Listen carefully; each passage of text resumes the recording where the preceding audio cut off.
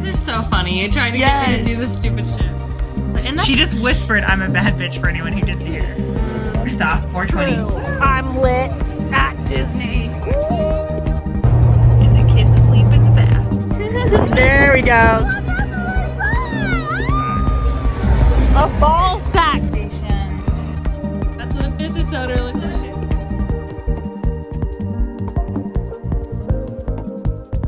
Hi, everybody, and welcome back to Tattoo Homewreckers. This is a podcast where we talk about tattoos, life, and everything in between. My name is Callista, and this is Lou, who forgot to open their can before we started. Oh, shall we have some ASMR for you guys? I'm so sorry if you don't like ASMR.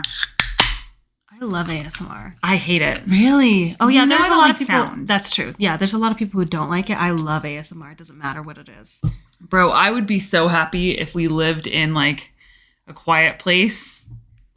Great. Love it. You're either quiet or you die. Yes. My favorite. No, I love that Let's too. go. I'm trying to live in the quietest place ever.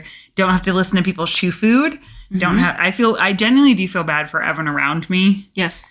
Because like it sucks for you guys. I try my best. Like, I feel really bad for you because I know that you wouldn't choose to have this. You know what I mean? No, because it's just as bad in your own head. Like Exactly. when I'm chewing, I'm like, oh my Dude, I feel extra God. bad when like I have a sandwich that's like has crunchy vegetables in it. So like cucumbers or like pickles or just like, you know, like crunchy lettuce. It's just so crunchy. And because like every bite I'm trying to take softly, it's like...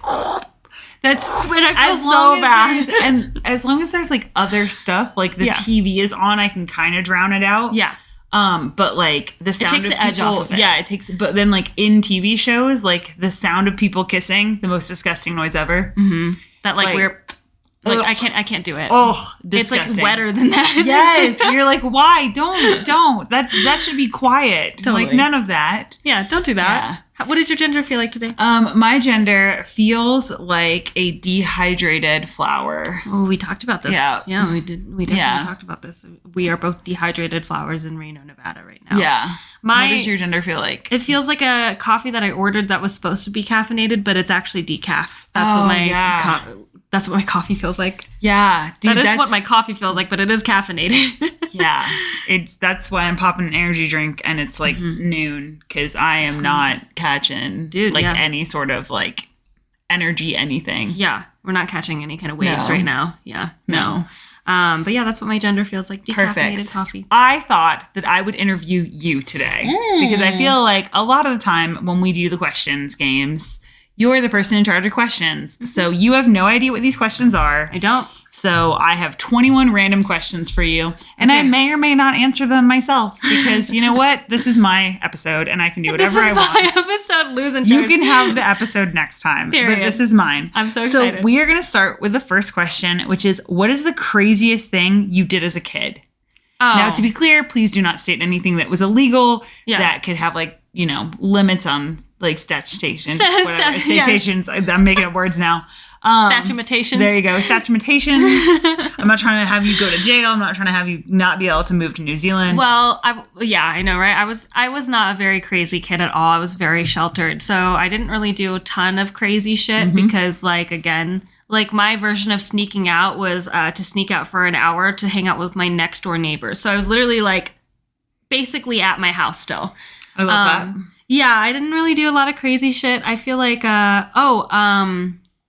my friend did this and I was with her. I don't know if this makes me a little accomplice, but we snuck out of her house and she had her driving permit and we took the car out and we went to Pizza Hut and then we went back home. Great. I love that. So yeah, I was a very sheltered kid. Didn't really do a lot. That's so funny. That wasn't even my crime either. So I mean, you're an accomplice though. I guess so. Yeah. Because I decided to get in the car. Yeah. Oof. No one look at that. Ooh. I never did that. I don't know what you're talking about. It's a fable. That's great. Craziest thing you've ever done? That just reminded me, I was smoking pot, obviously, because we're in Nevada, last night in the backyard. And we were talking about how, like, it's not legalized in New Zealand yet.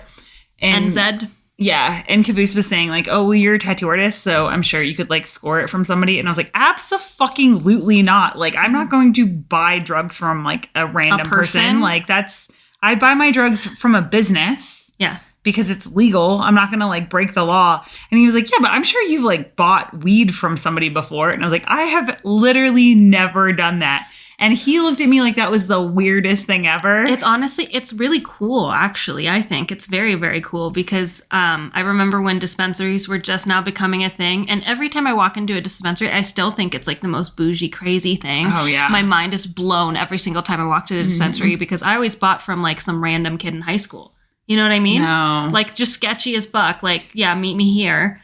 And then I would go up to his truck. One time I like brought my dog with me because I was so scared of meeting a new drug dealer. Yeah, no, that sounds scary. I'm not trying to meet I'm not trying to meet someone whose job is to break the law. To distribute illegal substances. Yes, that's not it. Very spooky. Yeah, very, very spooky. That's crazy. Yeah. I don't think I've done, I don't know, normal shit. I mean, I snuck out and shit. Mm-hmm. Like properly snuck out, not to your next door neighbor's house.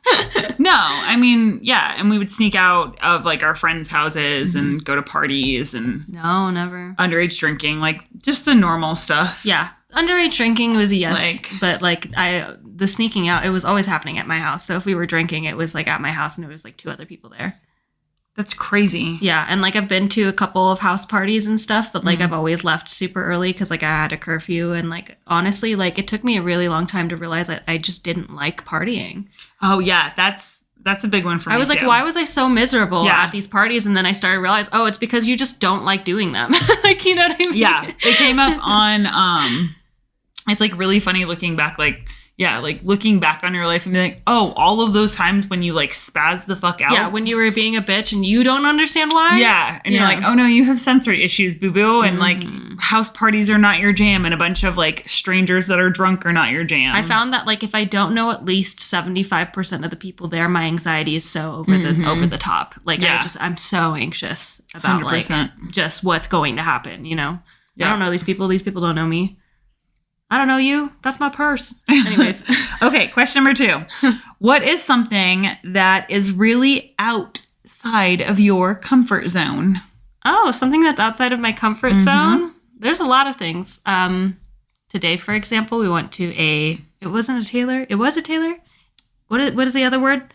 It was an alteration shop. Alteration shop. I think what's outside of my comfort zone is trying like things like that, where I'm like, I have no idea what to expect. You make an appointment? Weird. Do you just show up? Do they have zippers? I am confused, you know? Like, I just don't know, like, what. So that was out of my comfort zone. But in general, yeah, just, like, new experiences like that. I don't know what to expect out of other businesses. Okay, but you're about to move to a different country. Everything will be a new experience. I think at that point, then that's okay. You know what I mean? Because everything's new? Yeah, then it's like, oh, okay, weird. You know? Like, I know it's going to take me a while. Or, I don't know, actually. I don't want to, like... set myself up for like, oh, I know I'm going to be anxious when like I might not be. So I'm going to give myself the room to not be if I don't need to be. Yeah. I think about that, like the weird stuff that we would be homesick for. Because like Caboose just said that he doesn't like the houses because they look English.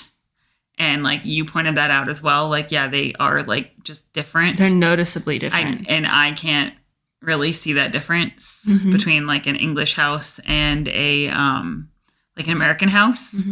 And Caboose was like, well, they just look damp. And that was his explanation. Well put. Which I thought was great. Because I'm like, you lived in Miami. That's better than mine. What's yours? Dreary. They just look kind of dreary. But like also, I think it's different because I haven't been to like a lot of like English houses. Like your cousin's house was beautiful. Yeah. Laura? Yep. Her house is stunning. So like I think it's also it really does depend on how you decorate and how you design it and you know your interior, your personality. Yeah. But they're shaped differently. They're for sure shaped differently. So it's like how? The Explain layout. It to me like I'm a child.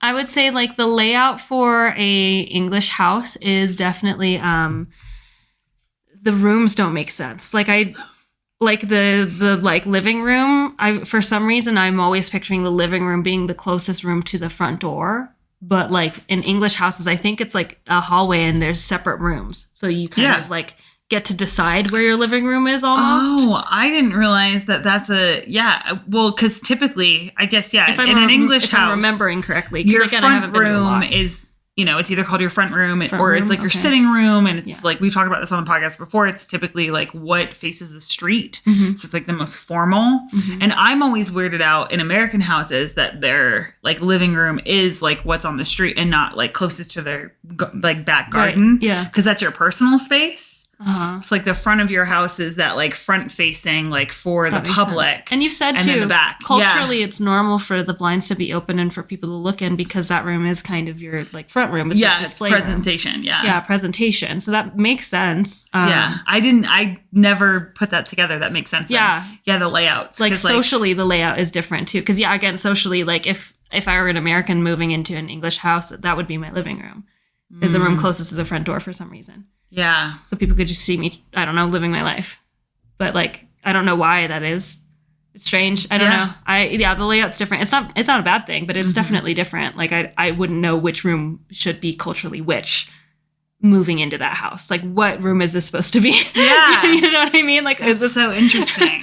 Can this be my room? Nope, that's not supposed to be your room. That's so weird. Okay, great. That's fine. And that's where I live in that fuck it, do whatever you want Yeah. with it, where I'm like, oh, put shit wherever you want. That's totally fair. Yeah. What Like- about you? Anything uncomfortable? Anything out of your Outside of my comfort zone? I mean, I think a lot of stuff. It's the same with you. Yeah. Like new experiences. if I can Yeah. think about it, new experiences are always out of my comfort Yeah. zone. But that was so pleasant, you know. Every experience is different. You never know what you're going to walk into, if it's going to be pleasant or not. So, of course, it's going to be uncomfortable, but that doesn't mean you shouldn't do it. Same thing as moving out of the country. It's going to be uncomfortable, but that doesn't mean you shouldn't do it. Yeah, I think I'm mostly just, I mean, it's the work of like beforehand, but like I'm so excited because I am craving something completely different. I'm Yeah. not looking for like America 2.0 and I'm not looking for like this is England 2.0. I'm looking like, okay, so I'm the foreigner. Mm-hmm. What is like the social norm, and then you get to pick and choose like what it is you want to be a part of. So it's like, yeah, if like the houses are typically dreary, because I think like a lot of American houses are like poorly decorated. Oh, yeah, Like totally. it all depends on like where you're at, obviously. But I mean, like the beige aesthetic, like we've talked about this before. I don't like that. Well, it's crazy too, because if you look at like how rich people in New York like dress their home versus people in like Beverly Hills, like billionaires who dress their houses, way fucking different. Yeah. You know, and a lot of those styles are not good either. Yeah. Like Yeah, I so- don't visually find it attractive. No, I think I've seen a lot of like designer homes in air quotes, like designed for rich people that I'm like, this is hideous. Yeah. This is the worst thing I've ever seen. And you know that these people don't actually like really live there. It's not like they're going to actually use their house. I think that's the saddest part is like these people, it's for show. Like these Yeah. people don't actually like make a life here. They don't actually use a kitchen. They hire people to use a kitchen. They hire Well, I people would hire people to use my kitchen. That's If I okay. didn't have to use the kitchen, that would be great. Yeah, that would be the ideal My thing. absolute favorite is just being served food. That's like the moment of love. Like Caboose has been feeding me a bunch this week, and I'm like, thank you so much. Thank you. I don't have to fucking go in the kitchen. Perfect. Kitchen to me are just like for aesthetics. Oh, really? Clean counters, a beautiful stove. Yeah. I only have to cook on it like once a month. I love a kitchen. You build a relationship with the kitchen depending on how often you cook in it. Like there's certain countertops that for some I've noticed that like I have to cut vegetables here. And then if I have to cut them in a separate area, that's because I'm prepping multiple things. So now I've got like a groove of like this is the surface that I use most often when I cut things up. But if I'm prepping different things, then I'll go over here. Yeah. Here's my second option. But then ultimately everything that's plated needs to be right here. You know what I mean? You build Yeah. a relationship with the space. I think that's the part that I am excited for, is to like find a new space and then find those like things that you get to like be like, oh, this is what I like, and just that like, yeah, developing a like relationship with a new space. I haven't moved a lot. I haven't moved out of my hometown. So like moving to New Yeah, Zealand you've is only gonna be really lived like two places, like your parents' house and then, here. excuse me, this house. Yeah. Mhm. Yeah, so I'm excited for that. I'm excited for I don't know, I'm just excited to be outside of my hometown. I know everyone has like trauma in their hometowns, but I feel like to have the opportunity to actually physically be removed from like just everything, it just gets really stagnant, I think. Yeah. When for you're sure. in your hometown, everything gets stagnant. Like the memories almost stack on top of each other like layers of grease on a wall. That's what I think of. I like your analogy there. I also like that you're very food today. I'm very food driven today. Yeah. Yeah, but like the memories just stack on each other, whether they're great memories, bad memories, just a memory, nothing to really like, no emotions connected to it. It's just like very just stuffy here for me. So I'm excited to get out. And I think it's interesting because it really goes to show, like, I always find it humorous where people say that, like, oh, it's like a boomerang, like everything like comes back because people have that like drive to like return to what becomes familiar. But I think that like just your perspective where it's like layers of grease on a wall versus like other people where they're like, no, I'm building like all of those memories here. Like it becomes like an anchor for them. Oh. And I think it's that fundamental difference between the people who are like, no, I have no desire to come back because like, yeah, to me, it feels like, layers of grease on a wall. Like it's just, it feels, but I would go with like paint. So it feels like layers of paint. Yeah. Where it's like, underneath there's like more paint, but like, I don't want to keep doing that. I don't want to keep doing that. I want a fresh wall. At some point you want a fresh wall. At some point, like you begin to notice that like there's no texture on your walls anymore. You know, and that's fucking weird because of the layers of shit that's on there. But I think that's that fundamental difference in people that stay in their hometown and like love being in their hometown versus people that are like, no, I want to like go out. Itching to get out. Yeah, that want that something new. Yeah. Okay, question number 4. Would you ever go bungee jumping? Probably not. I don't think I would. When I was younger, I used to want to do that stuff. I got like vouchers for jumping out of a plane once when I was 16. Skydiving, yeah. And then I just never used it because the person that got the voucher with me, we ended up breaking up. So then I was like, I'm not trying to fucking go skydiving alone. That kind of sucks, you know? Yeah. And also I was 16 and you had to drive down to Sacramento to do it. And I just wasn't confident enough to do that as a 16-year-old.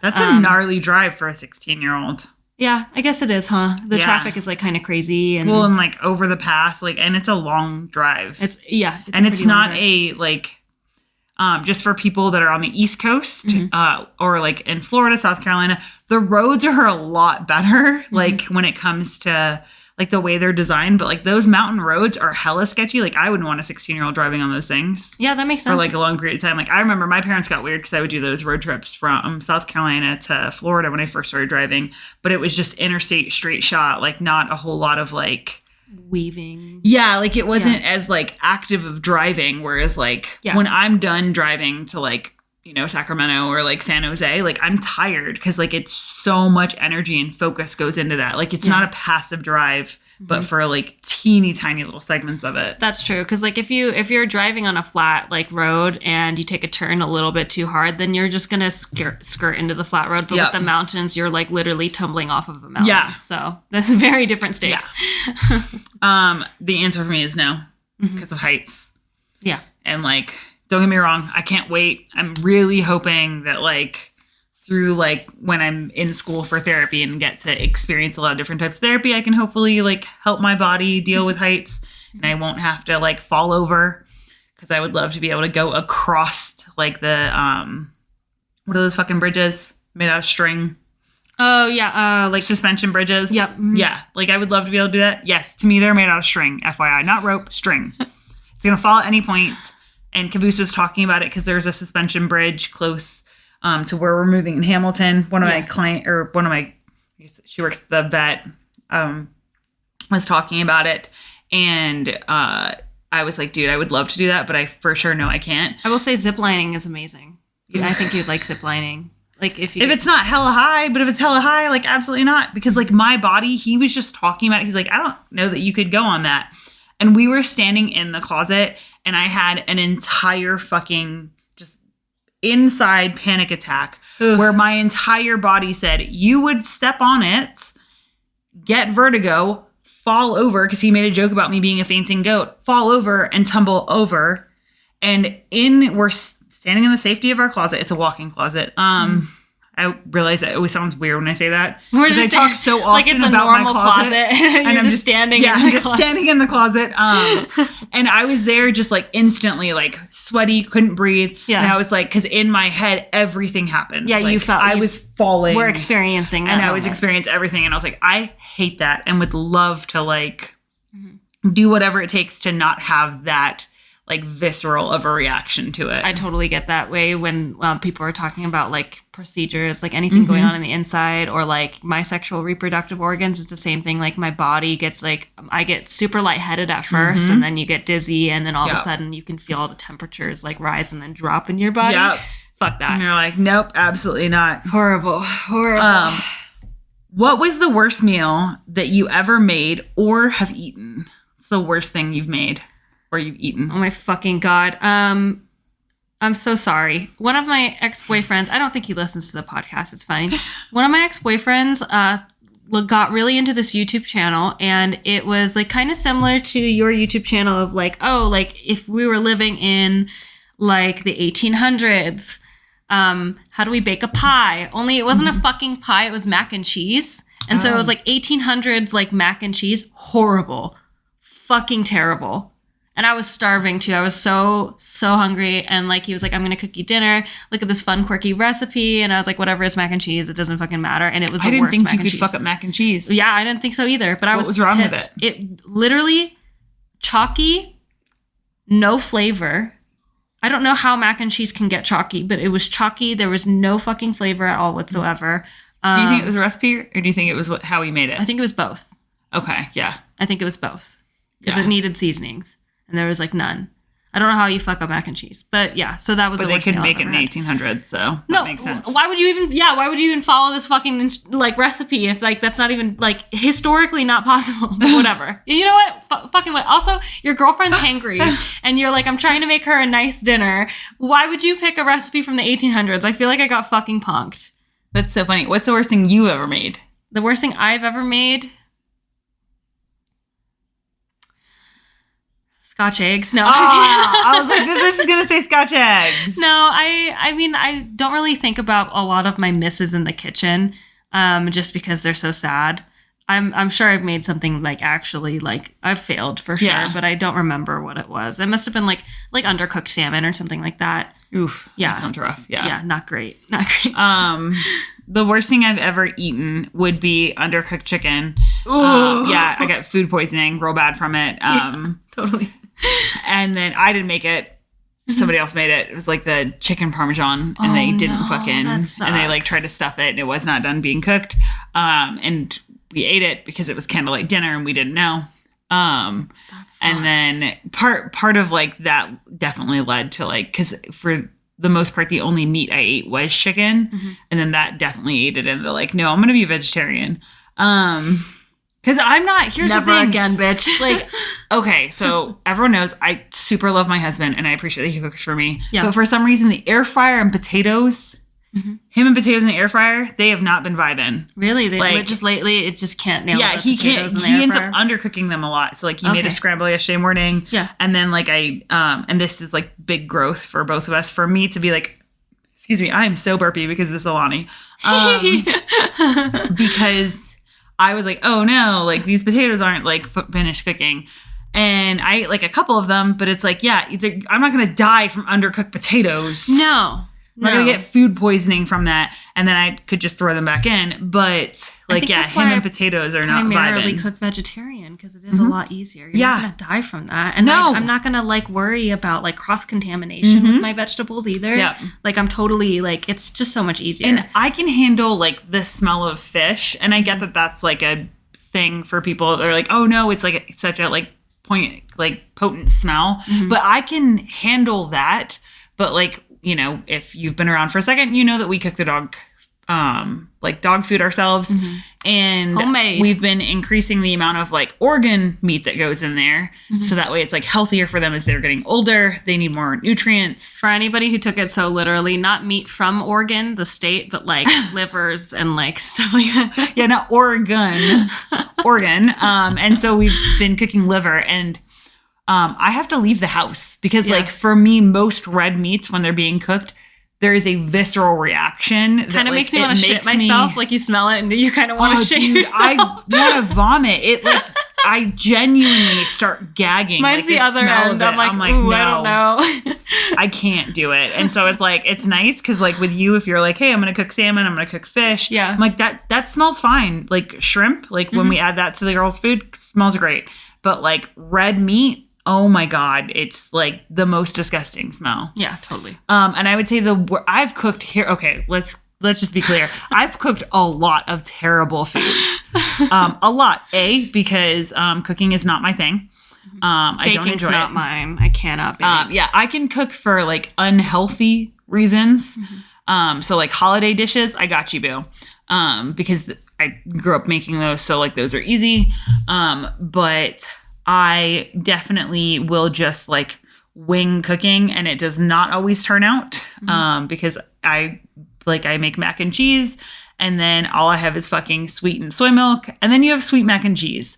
And at this point, I've kind of gotten used to it, but I would literally never serve it to someone else. What the fuck? I'm getting used to it. It's fine. Everything's fine. I've made mac and cheese because like it was a like box mac and cheese, super tired, didn't give a fuck, and the only fucking milk we had in the house was like vanilla soy milk. And I ate that, and it was such a weird experience because your taste buds don't know what to do. So they're like, it's sweet, but it's mac and cheese, but it's sweet.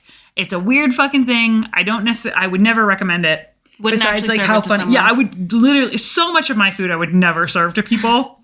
So much of it because it's weird textures. Yeah. Because once again, I'm cooking a lot of times. If I'm cooking for myself, it's Lou food. It's for nutrition purposes. Yeah. It's to get like function. Yeah, it is purely nutrition and function, and it does not necessarily taste good. I'm just doing it for function, which means I have eaten a lot of like shit that I would never serve to someone else, that I would be like, no. And then there's been times in which I've like tried new things like that, and it just doesn't work, and then I have to throw it away, and I'm devastated. Yeah. Because even I can't eat it, and I can eat pretty much most of my own cooking. Because I'm like, well, it's nutrients. I think that's why I black it out of my memory when it's like a bad dish. I'm like, okay, you need to black this out so that way you're not afraid to cook again later. I have to remember so that way because otherwise I'll keep making the same mistakes. Oh, like okay. I punk myself every time that I make fucking macaroni and cheese with fucking soy milk. Yep. And I'm like, you don't like it with soy milk, and then I'm like, well, that's the only milk you'd use, and then I'm like, damn it, why'd you do that? Stop doing that. You betrayed me. Yeah, again. Okay, so did you ever belong to a secret club? No. A secret club? Yeah. No, I have not. Have you? Club Penguin? I can't tell you. It was secret. It's secret. Oh. Yeah. Did you ever play a prank on someone that got you in trouble? No. I don't think I have, actually. Well, no. I really haven't. Most of my pranks are really like, they're like Winston. Yeah, but they're enough. Mostly just not enough. They're mostly just like, not enough. Yeah, no, it's either too far or not enough. I don't think I have. Have you? Not that I can recall that I could state on the podcast. There we go. My brothers and I used to punk each other pretty bad. Like, yeah, just fuck with each other. Oh yeah, for sure. But like not enough that I'd like I necessarily, besides like our parents getting upset. Oh, I didn't get in trouble for this, but I do feel bad about it looking back on it. I would buy bird seed.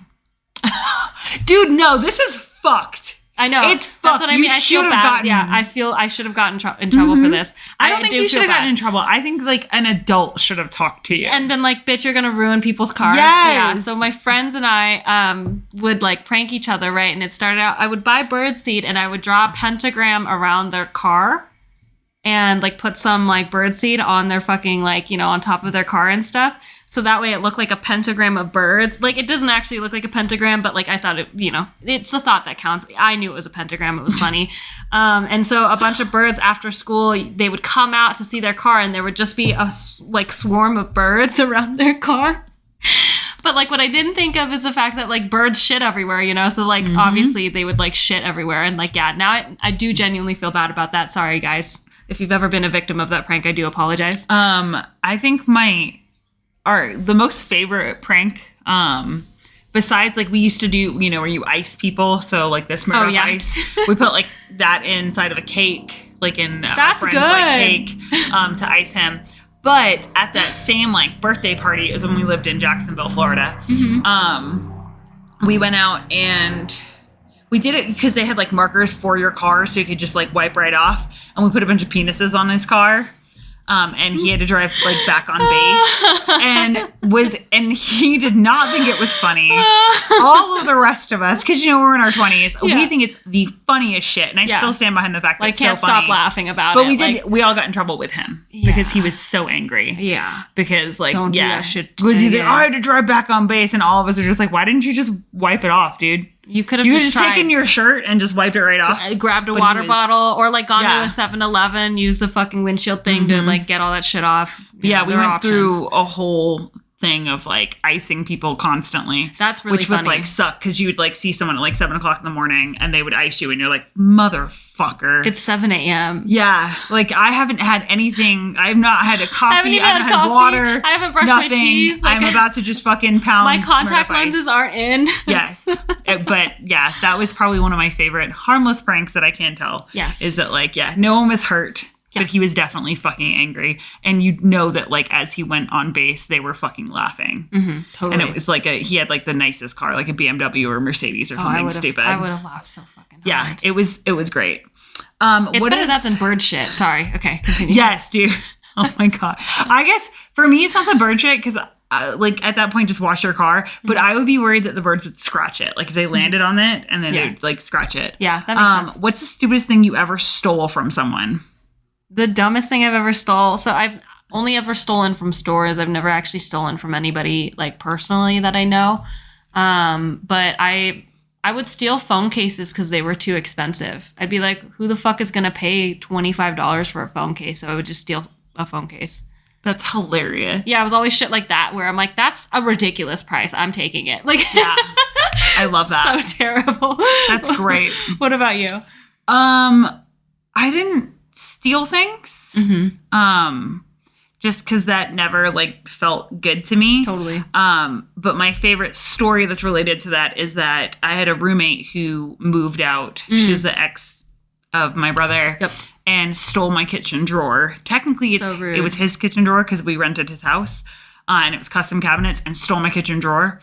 And I had borrowed, with permission, a skirt of hers and was like, it was up in my laundry, like up in my room. Oh, I guess I have stolen from someone. And then she said, like, she just randomly texted me and was like, where's my skirt, bitch? And I was like, where's my kitchen drawer? And I always just envisioned her because she literally had to have taken it out of the cabinet. Yeah. To fucking, Yeah, to take it. So I was like, give me my kitchen drawer back and you can have your skirt back. Yeah, fucking collateral damage. Yeah.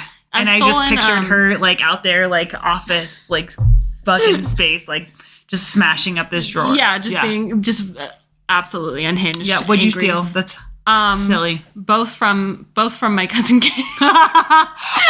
Oh, I didn't think about that. I guess, I stole a bunch of Adam's clothes. Yeah, clothes. Over the years. I have Gabe's favorite specifically, oh my God, specifically Adam's.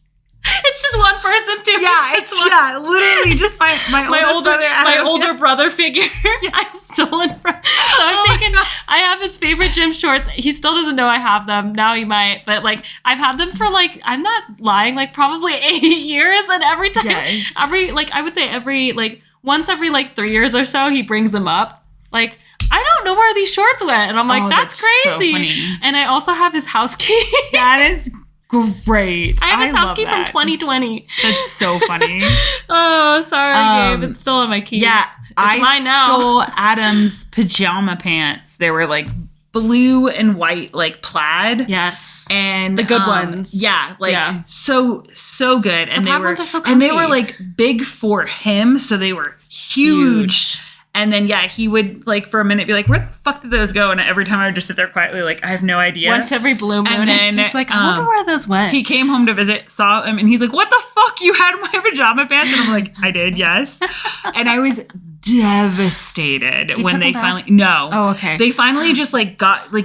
They had a small hole, and then the hole kept getting bigger, and then, then I had to get rid of them eventually, because, like, at that point, like... If they're, like, rags. I had them for so long that Caboose was like, dude, what the fuck? Get rid of these fucking shorts. You have to get rid of them. There's holes everywhere. No, like, these are not functional, like... You look haggard when you wear them. And they were already huge, but I guess, like, specifically Adam's, like, his clothes were always better. Yeah, 100%. There's something different of it, the older brother figure, like, stealing their clothes in specifics, are just, like, it's just so much better. Talia has my favorite sweatpants. Bitch, if you're watching this, I'm coming for them. I have yet to. I saw a picture of myself in them, like which forever ones? ago. They're my Nike ones. Oh yeah, the gray ones. Yes, do you know what I'm talking about? I do. Yeah, because I'm jealous of those. They're so and they're lightweight and they have a perfect drawstring and they've got good pockets and they make my butt look good too. Bitch, I'm coming for them. God damn it. May this be a lesson for all of us. Karma. What goes around comes around. People are going to steal your favorite clothes. Straight up. Oh my goodness gracious. Okay, would you rather time travel to the past or to the future? Oh, probably the past. The past, yeah. Yeah, I would say I don't want to know what happens in the future. I'm okay. I don't want to know. We just watched My Old Ass in theaters, and they kept making jokes about like what's going to happen. And Aubrey Plaza is on the phone with her younger self, and she goes, "Oh my God, did Dad make salmon for dinner? You better go and eat as much as you can while they're still on the planet." Yeah. And I turned to Lou, and I was like, "Well, they're still on the planet." Oh fuck, bro! Like I don't want to know what happens in the future. What about yourself? I mean, if it's a case that like I could talk to my future self, I would talk to my future self. That would be cool. Like, that would be cool. I don't know what I would offer my younger self, but we're going to talk about that in a different episode. But like, yeah, I would want to see the future. I think, yeah, I don't know. It's hard. I don't want to see it, but yeah, I would like to talk to myself. That would be cool. Yeah. But then, it's still a dead giveaway. I feel like it would still be like the same advice where it'd be like moisturize, get some sleep. Sleep. Like, and wear your night guard, you fucking bitch. Yeah. And put on sunblock. Yep. Keep putting on sunblock. Okay. What is a really stupid movie that always makes you laugh? Creep. Oh my God. It is the fucking worst. I will give it to you. All of your movies, the more you watch them, the better they get. Memorable. There's always a scene that sticks with you guys, and you'll talk about it forever. And I'm just saying, they're incredibly, they're a cultural shift for all of us. Yeah, they're terrible, but the more I watch them, the more I'm like, okay, I get it. I still don't get the appeal of them. That's fair. But the more I watch them, the more I'm like, okay, this is great. I think it's genuinely because, yes, you like cringe, but you particularly like to make other people cringe. I get high off of it. Oh my God. We went to an improv show. Oh. And it was so bad. And I felt like I was on drugs afterwards. I felt high. I was like, oh my God. But poor Lou and Caboose, you guys had to turn out for the night. Oh yeah, I had to just go be by myself because that secondhand embarrassment. We were talking about this last night about how I personally think it's quite funny because people will oftentimes think that I am mean. Oh, I'm the mean one, bitch. Secretly. Because I have to armor up a lot just to go be out in the world. Because I feel like other people's emotions are very big to me. So we were talking about tattoo conventions and as we go to this tattoo convention, I have a hard time walking around because you can feel artists that fear of being judged. And before anyone's maybe that's just projection. It's not. You can read it on people's faces. It's the hypervigilance and the neurospiciness. That's a deadly duo for a lot of people. For you specifically, you can actually feel everything that they're feeling. Yeah, and it's so painful because you can see where especially when they find out you're a tattoo artist and you're flipping through their portfolio and you can feel how uncomfortable they are. Scared. Yeah. It was it's very noticeable. For sure. Yeah. And it's so for me, it's really hard to go and be in that world because all I want to do is just take every one of those artists and hug them and be oh my gosh, I'm so sorry. I promise I am not judging you. That is not the case.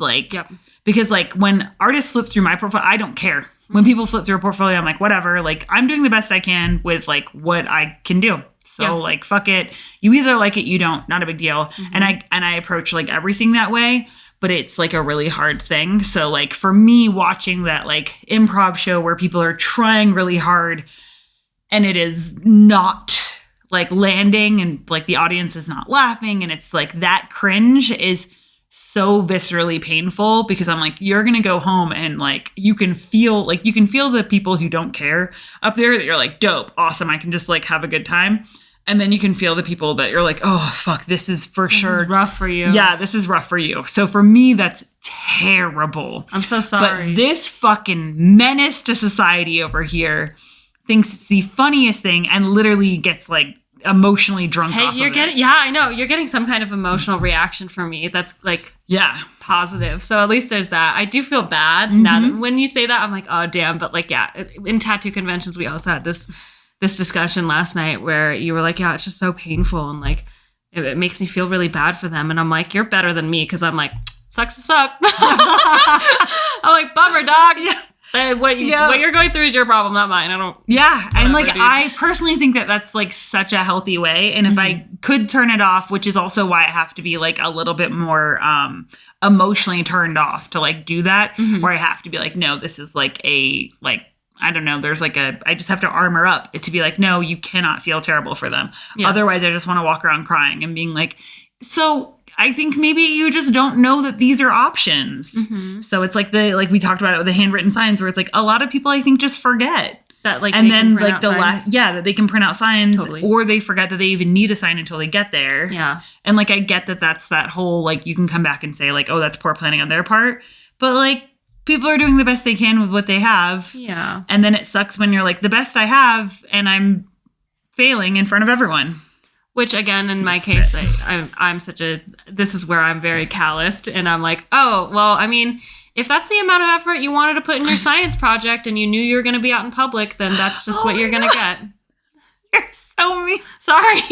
I'm like, some people's science projects are better. No, you know what though? It's great for me to hear. Yeah. Because like, well, one of us needs to be compassionate, okay? Yeah. And it's this one, actually. Y'all really thought that this one was the mean one. I'm over here like, well, if that's the amount of effort you wanted to put, sucks to suck. Like, oh my goodness. Yeah. Yeah, I don't, stupid movie that always makes me laugh, Step Brothers. I love that. Oh, that was my second answer. So good. I love Step Brothers every single time. There's not a single time that it's on that I'm not laughing, because the beautiful thing about Step Brothers, or I guess specifically Will Ferrell at this point, which is great because I was definitely like a late bloomer on Will Ferrell. I didn't like a lot of his stuff for a long time. Yeah.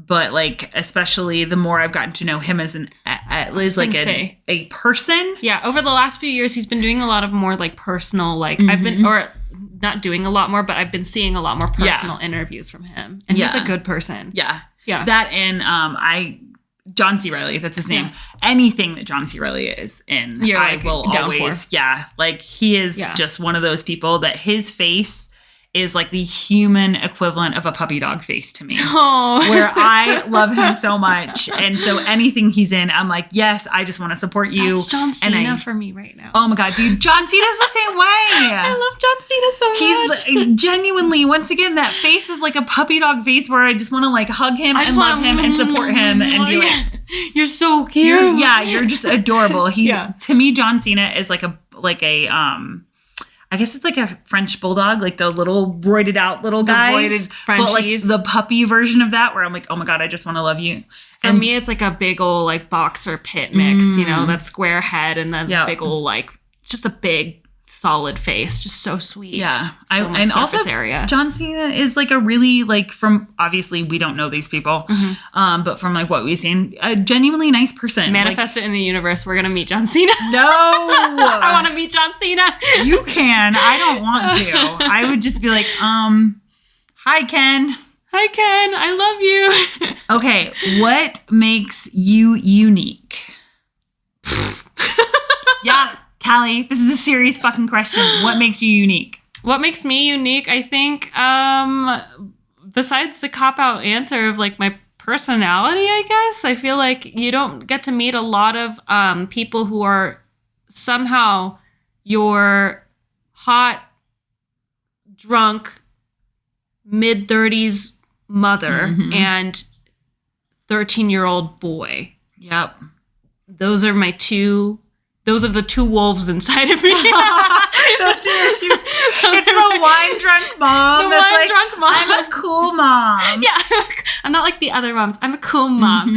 And the fucking teenage boy inside of me that's like, well, if that's the amount of effort you wanted to put in your project, then you deal with it, dog. Like, it's up to you. Yeah. Yeah. So I feel like that's what makes me unique. What makes you unique? I am gonna say all of my neurospicy things all rolled into one. That I am a million different personalities living within one head. Yeah. That at 1 second I'm gonna like climb around and act like a fool. Did you see that man with the pizzas? I did. He's carrying 4 pizzas. We just looked off camera because we're like, what? There's 4 pizzas that just walked by? That was so funny. We're both clocking the pizzas going, but where are you going with that? Yeah. So I just have like all these dueling personalities inside of me. That's like, I'm a professional. And then I'm also like in the backyard smoking pot, being like, I feel cool. Then you're also jumping on the couch being a kid. Or like flopping over toddler Lou. Jumping on the furniture is the most liberating thing you can do. And I think it's because parents were like, don't jump on the furniture. Look, your child is not going to break their fucking mattress. No. They weigh all of 30 to 40 pounds and you have sex on that mattress. It can handle them jumping on it.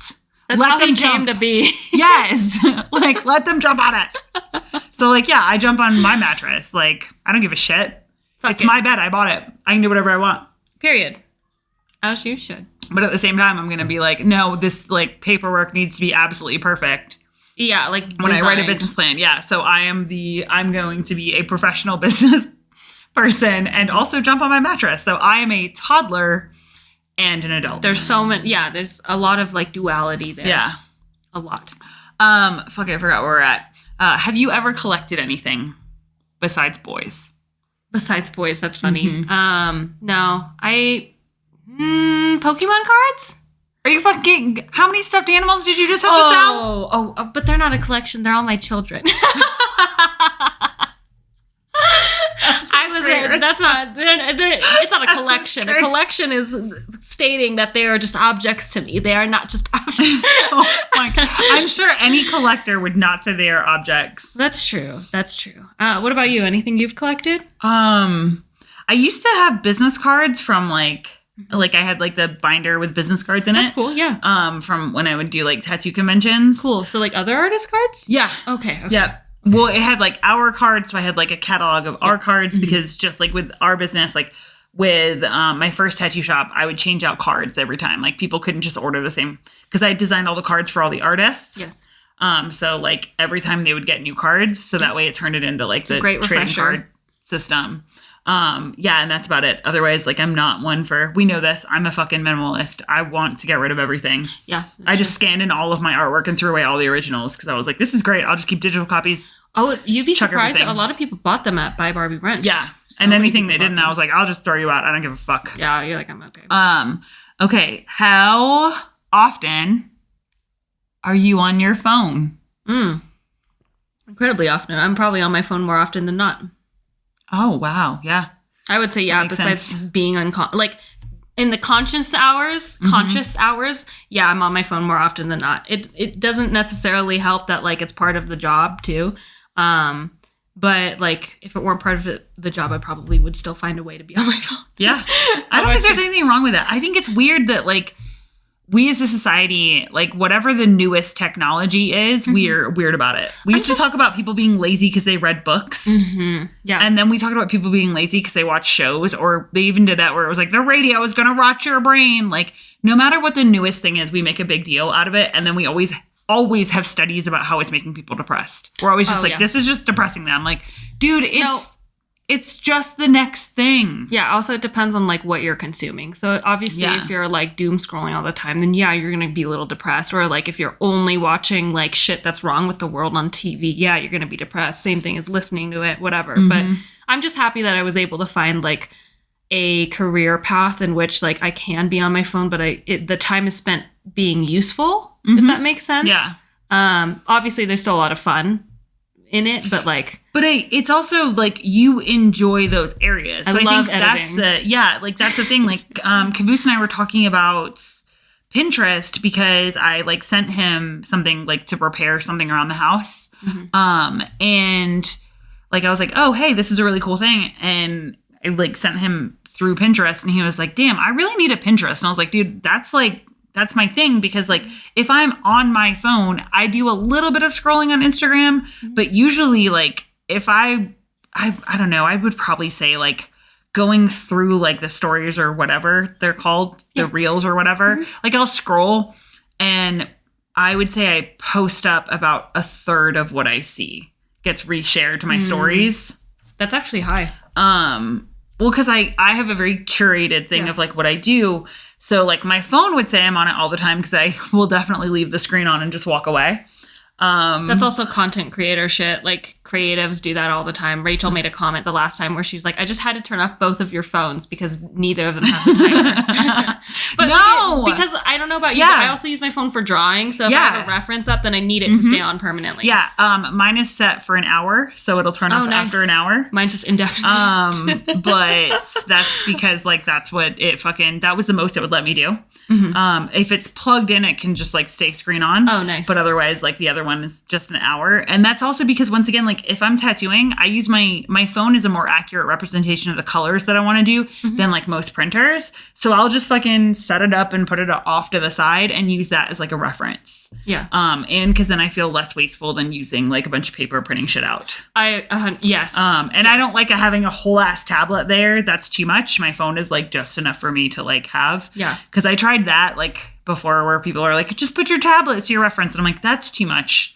My phone is just enough. Like that's too many electronics. Like I'm not an electronic person. You don't need all of that surface. Yeah. But it's also taking up a lot more room. Okay. What's our next question? The next question is, what social media apps do you love the most? Instagram, TikTok. Nice. Yeah. What about you? I was talking to Caboose about this. I was like, I don't know if Pinterest counts as a social media app because you don't talk to people through it. So the social aspect of that is not necessarily there. But Pinterest, because it is to me, it's like a great place for creatives to like go and share ideas of like how to do stuff. I'm so sorry. YouTube. YouTube is huge for me as well. I love YouTube. Yeah. I'm just now I'm very late to the YouTube train. That's okay. It didn't get good for a minute. So well, and now that this is so bad. Now that I discovered news and documentaries are on YouTube, that's all my fucking YouTube is. I'm like, there's news and documentaries. Done, son. Yeah, like I watch a lot of news on YouTube because the internet is what you curate it to be. That is interesting though. I feel like Pinterest is like, I don't know. Yeah, it's not technically social media, but because it's an app, it's still classified under that realm, if that makes sense. And that's what, like, I would say on my phone, that's what I spend the most time on, because that's where it's like, okay, so how do I come up with, like, the best design? Like, it's a very design-oriented thing for me of, like, coming up with, like, what's the best way for us to display our stickers to, like creative, like, ventures like that. Totally. Like, that's it for me. Okay. Are you a competitive person? Yeah. I didn't realize I was until I met you, though. I thought that I was just like, that I just had a drive to do better, but it turns out I am incredibly competitive, just naturally. Yeah. I feel the exact same. I did not think that I was a competitive person until you. And then it's like when we are, but I think it is that case of like, it's that, like, for me specifically, I think we've talked about this before on the podcast. I'm not trying to beat, like, people in a competition. Like, I don't want to be the first place person. I always want to be second place. Like, second place is where I'm the happiest. Like, I want to be vice president. I want to be assistant. I want to be, like, I do not want to be the front face of anything. Yep. So that's where it's, like, really nice, like, with us, because then, like, I get the love of doing things like for you and to like benefit you that then also benefit me. Absolutely. But it's that competition of like, no, I want to be the best booth at a tattoo convention. For sure. Just because like, and we're constantly like trying to one up like ourselves. Yeah. You know? I think it's the same thing. Like when I'm like competing necessarily with you, it's not like I'm trying to be first. I'm using the momentum of our energy because like, for example, we were making goodie bags for Pride. Yep. And I was like, oh, fuck, I got to catch up. And I was like, God, I think your technique is faster. So like, you know, doing shit like that where it's like, no, we're really just bouncing off of each other's momentum. And it creates like this really happy, like productive space for the both of us. And also like we kick ass. So it's that like drive to be better than our previous selves is that part of like competition that I really like, where it's like, no, I want to like step up. Like the Barbie box gets better every time. The booth is going to get better. The like setup of the actual the like routine of how we're going to set up is going to get easier and easier. Like how do we streamline everything so that way we can just essentially show up, get everything done in 30 minutes, head out, you know? Yep. Okay. Have you taken classes just for fun? Yeah.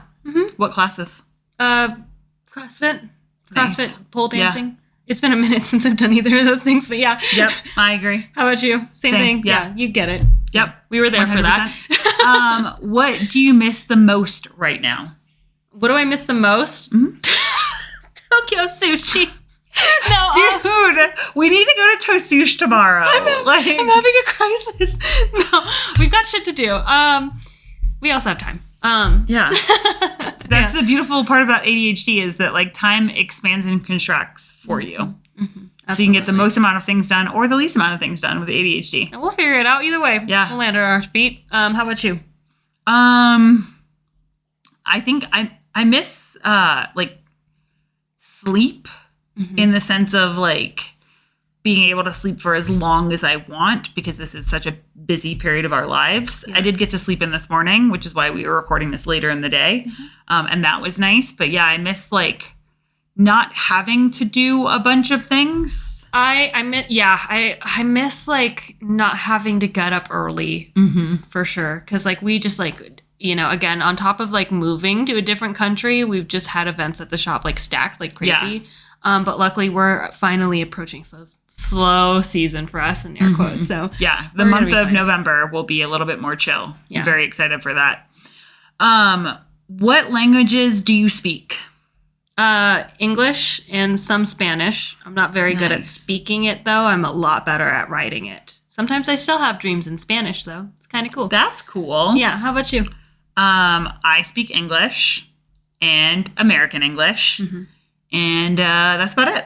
I love that you specified American English. Because that's a very different thing. It is, and I don't think about that until, like, I see those differences. And, like, when we went back to England and you guys are like, what the fuck? Or, like, Caboose was talking... No, I think Rachel was talking about it. Like, the differences in, like, what they say in New Zealand. Mm-hmm. And, like, that part I feel like I have, like, a little one-up because I'm like, yes! Oh, yeah, definitely. I didn't know what a bobble was for, like, ever.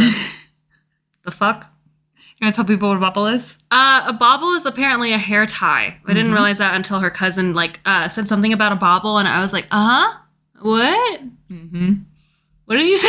I also look forward to that, like the differences, like of people saying things in New Zealand and us being like, I don't know what that is. Yeah. And also, I like doing that to other people. Like when I say rubbish, and people over here look at me like, "What the fuck is a rubbish bin?" And you're like, "A trash can?" Yes. Mm-hmm. Which, by the way, rubbish bin is so much classier than trash can. Can we talk about trash can?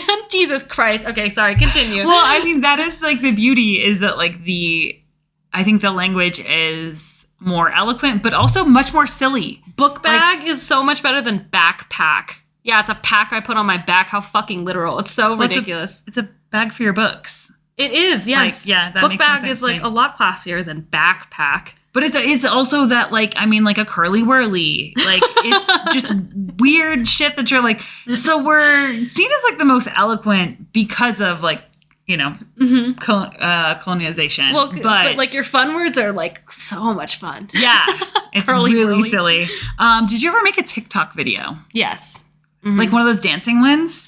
I made one with Talia in COVID. She probably still has it. So funny. It was funny because she love that. took 5 minutes to teach me the dance and then left me out in the fucking water to drown.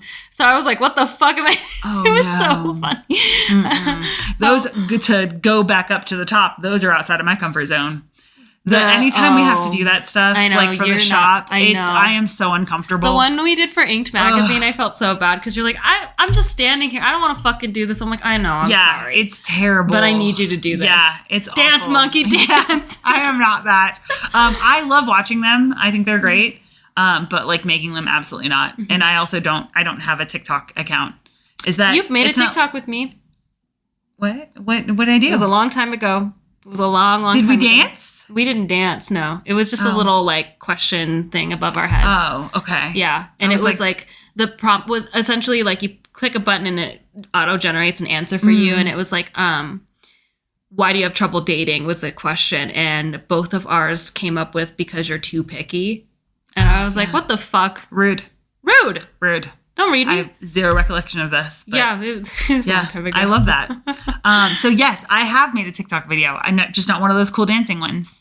And then the very last question 21. We're finally here. Thank you guys for lasting for all 21. What is your favorite sweet treat? Ooh, anything sour. It was those sour straws, but I've lost too many teeth from them. So unfortunately, I do not eat those anymore unless I cut them up.